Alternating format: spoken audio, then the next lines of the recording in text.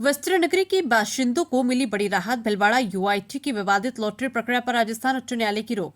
राजस्थान उच्च न्यायालय जोधपुर की खंडपीठ माननीय न्यायमूर्ति डॉक्टर पुष्पेंद्र सिंह भाटी एवं माननीय न्यायमूर्ति अनुरूप सिंघी ने भिलवाड़ा शहरी सुधार न्यास यूआईटी की विवादित 3081 भूखंडों की लॉटरी प्रक्रिया पर अंतरिम रोक लगा दी है। अदालत ने राज्य सरकार और यूआईटी को नोटिस जारी करते हुए संपूर्ण आवंटन प्रक्रिया पर तत्काल प्रभाव से रोक लगाने के आदेश दिए।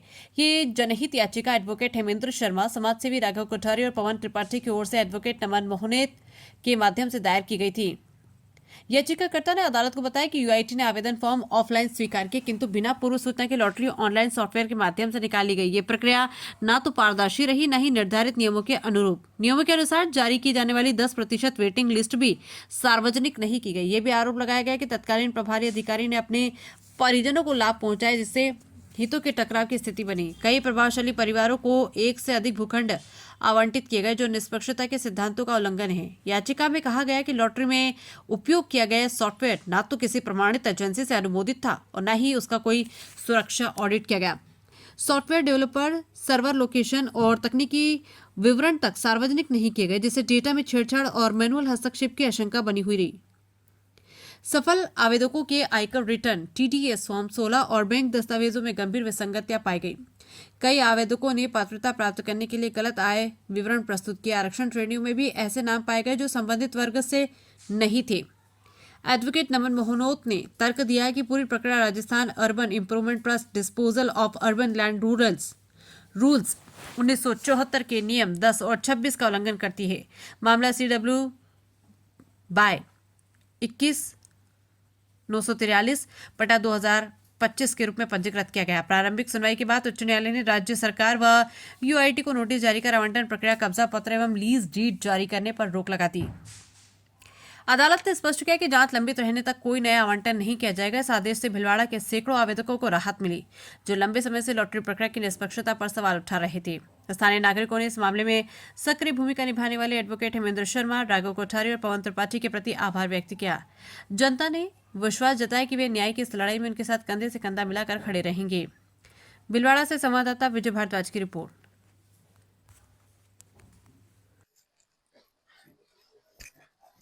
Yes sir. जी सर, क्या रहा सर कोर्ट का मामला? जैसा कि सर्वविदित है कि भिलवाड़ा शहर में नगर विकास न्यास द्वारा कुछ समय पूर्व एक भूखंड आयोजन योजना जो जारी की गई थी, उसमें भिलवाड़ा शहर के लगभग 90,000 लोगों ने आवेदन किया और आवेदन प्रक्रिया के दौरान ही नगर विकास न्यास द्वारा एक विज्ञप्ति जारी कर यह सूचित किया जाता है कि अब यह जो लॉटरी फॉर्म में भूखंड योजना के जो अलॉट होंगे वह ऑनलाइन लॉटरी की जाएगी। इस संबंध में भी पूर्व में भी हमने संबंधित संस्था नगर विकास न्यास और अधिकारी माननीय जिलाधीश महोदय को यह सूचित कर हमारी आपत्ति दर्ज कराई। जब आप फॉर्म ऑफलाइन इकट्ठे कर रहे हैं, कलेक्ट कर रहे हैं, तो ऑनलाइन लॉटरी क्यों निकाली जा रही है और ऑनलाइन लॉटरी अगर निकाली गई तो सॉफ्टवेयर की गुणवत्ता का क्या मापदंड रहेगा। हमें पूरी शंका थी कि जो सॉफ्टवेयर है वह मैनिपुलेटेड है, उसमें कुछ न कुछ इस तरह की कमियां रह सकती है या उसमें कुछ खामियां रह सकती है जिससे आमजन के हितों से वंचित रह सकता है आमजन।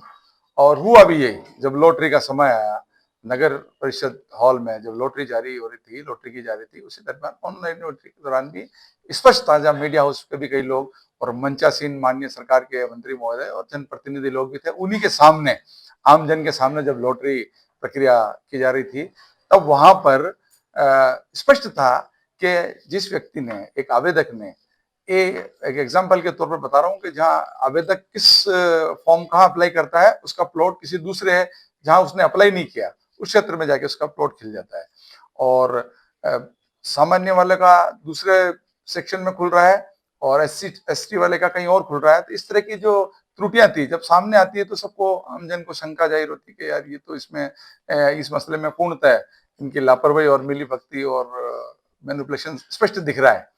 इस संदर्भ में जब लॉटरी भी उन्होंने प्रक्रिया पूर्ण कर दी तो शहर के विभिन्न संगठनों द्वारा अलग अलग, इसमें हम भी थे, सभी लोगों ने अलग अलग समय समय पर नगर विकास न्यास और माननीय जिलाधीश महोदय जो नगर विकास न्यास के चेयरमैन भी हैं, उन्हें इस बात से अवगत कराया कि लॉटरी जो है ये पूर्णतया दोषपूर्ण तरीके से, अनियमितताओं से पूर्ण है। इसमें नगर विकास कर्मचारियों के नाम से प्लॉट खुल रहे हैं और सॉफ्टवेयर पूरा वेरीफाइड नहीं है, कई सारी कानूनन दृष्टि से देखें तो इन्होंने जो सबसे पहले लॉटरी का जो योजना जारी की, योजना के कैटलॉग में कितने भूखंड, किस साइज के भूखंड, भूखंडों के नंबरिंग कहीं कुछ नहीं थी। केवल इन्होंने लॉटरी वहां बनाकर जारी कर दी। अब उसके बाद जब अलग अलग आवेदक का, जिसने आवेदन किया उसका दूसरी ओर खुल रहा है, और एक ही व्यक्ति, जब कानून में यह स्पष्ट है जिसके नाम पर पूर्ण पहले से कोई भूखंड है, तो नगर विकास की इस तरह की योजनाओं में से उसे शपथ पत्र देकर यह कहना स्पष्ट दर्शाना पड़ता है कि उसके नाम पर कोई भूखंड है, आवेदन नहीं कर सकता है। तो इनके साथ क्या है कि ये जो नगर परिषद के जो अधिकारी लोग हैं, सॉरी नगर विकास न्यास के जो अधिकारी लोग हैं यूआईटी के, इन्होंने अपना स्वयं का कानून और अपना राज वहां बना रखा है। जो निम्न वर्ग के प्लॉट आय वाले जो भूखंड थे, वहां तो इन्होंने एक लिमिटेशन लगा दी कि एक व्यक्ति को एक ही भूखंड मिलेगा। हायर कैटेगरी में इन्होंने नियम चेंज कर दिए कि भाई एक ही व्यक्ति कई तरीके कई भूखंडों के लिए आवेदन कर सकता है, आवेदन तो कर सकता है, कभी मिल भी सकते हैं। और सॉफ्टवेयर की गुणवत्ता के बाबत इन्होंने कोई स्पष्टीकरण नहीं दिया। कॉर्नर प्लॉट्स के लिए स्पष्ट है कि इन योजनाओं में जो कॉर्नर प्लॉट्स है उसमें आप उसे अलॉटमेंट में नहीं रख सकते हैं। इसके बावजूद भी कॉर्नर प्लॉट्स को आपने अलॉट कर दिए।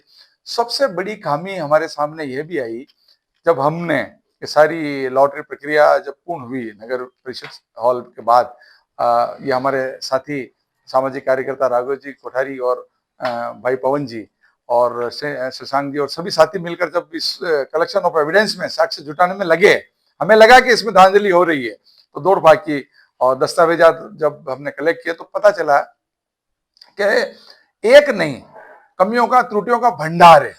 और अपनी कमियां त्रुटियां छुपाने के लिए अब ये लोग केवल और केवल अपनी इज्जत बचाने के लिए फटाफट इस प्रक्रिया को पूर्ण करने पर आमादा है। तुरंत प्रकार से इन्होंने रिफंडेशन का प्रोसेस चालू कर दिया, अलॉटमेंट का प्रोसेस चालू कर दिया, जबकि जब जनता द्वारा, भिलवाड़ा के आमजन द्वारा, पीड़ित पक्षों द्वारा जिलाधीश महोदय को जाकर ज्ञापन देकर ये स्पष्ट कह दिया था कि साहब इसमें धांधली हुई है, आप इसकी निष्पक्ष जांच करो। और जिलाधीश महोदय द्वारा जब इसमें एक कमेटी गठित कर दी गई, कमेटी गठित करने के बाद ये स्पष्ट कर दिया था कि कमेटी की जांच हो जाएगी और दूध का दूध पानी का पानी हो जाएगा। एक तरफ तो कमेटी जांच कमेटी बिठाई जाती है, उसमें यूआईटी के एक अधिकारी हैं जो लॉटरी की प्रक्रिया में थे, उन्हें इसे बिल्कुल बाहर बिठा दिया गया।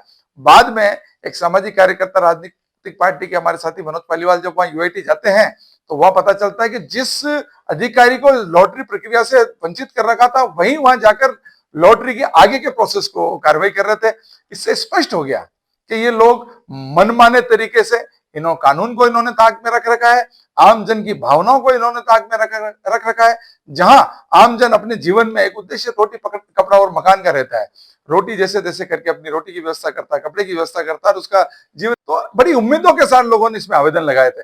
इन्होंने लोगों की भावना, मेरे शहर भिलवाड़ा शहर के वासियों की भावनाओं से खेलकर मनमाफिक तरीके से यह कर दी। वहां यूआईटी में जब कानूनन हमने देखी परिस्थितियां तो कई सारी त्रुटियां हमने मिली, और साक्ष्य इकट्ठी करने के बाद जब हमें यह समझ में आया कि यहाँ हमें किसी तरह का कोई लाभ या रिलीफ आमजन के लिए नहीं मिलने वाला है, आमजन अपनी पीड़ा के लिए चीखता चिल्लाता लड़ता रह जाएगा लेकिन कानून और न्याय से वंचित रह जाएगा, तो हमारे साथी हम सब ने साथ बैठकर निर्णय लिया और माननीय राजस्थान उच्च न्यायालय में एक जनहित याचिका हमने मुंह करी। उस याचिका में हमने जो हमारे सारे साक्ष्य दस्तावेज थे वहां पेश किए। माननीय न्यायाधीश महोदय ऑनरेबल ने सारे साक्ष्य देखे और प्रथम दृष्टया सारी साक्ष्य देखने के बाद उन्होंने माना कि इसमें इस वक्त तुरंत आवंटन प्रक्रिया पर रोक लगा दी जानी चाहिए। तो माननीय न्यायालय ने कल इस पर आवंटन प्रक्रिया पर रोक लगाई। उसका ऑर्डर आज जारी हुआ, आज हमें मिला है और आज हम ये ऑर्डर की प्रति आपको पेश कर रहे हैं। आगामी तारीख इसमें 18/11 दी है जिसमें यूआईटी अपना पक्ष रखेगी।